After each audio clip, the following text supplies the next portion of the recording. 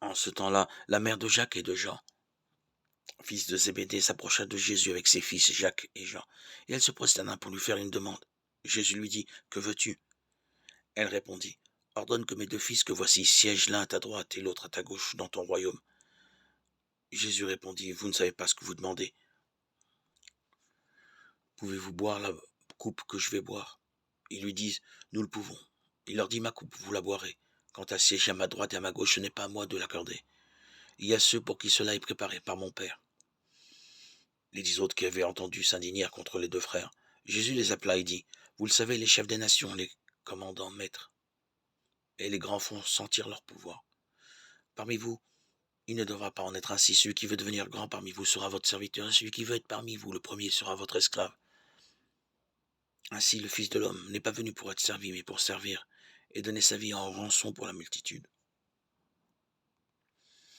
Évangile de Jésus-Christ, selon saint Matthieu 20, 20, 28.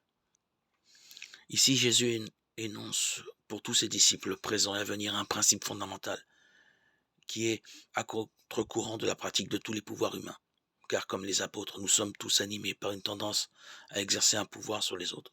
Le désir d'être le premier, le plus fort, le plus grand est inné chez l'homme. Ce qui peut d'ailleurs être un facteur de stimulation, de progrès. Mais cette tendance fondamentale peut être pervertie par les forces du mal, en volonté de domination, de puissance pour s'exalter soi-même. Jésus veut convertir ce désir de pouvoir en volonté de servir les autres. C'est bien un des principes révolutionnaires de sa bonne nouvelle qui annonce le royaume de Dieu, le règne de l'amour. Matthieu utilise ici deux expressions, serviteur, diakonos, et esclave, doulos. Le mot esclave étant pris ici dans son sens large et équivaut au mot serviteur, celui qui dépend d'un maître. Ces termes ne visent pas à nous laisser asservir, mais ils soulignent l'interdépendance des frères et sœurs de la communauté chrétienne. Tel est le nouveau fondement de la communauté, le service mutuel, la réciprocité confiante. Jésus énonce donc pour tous ses disciples un retournement fondamental qui exige une conversion radicale, à contre-courant de la pratique des relations humaines.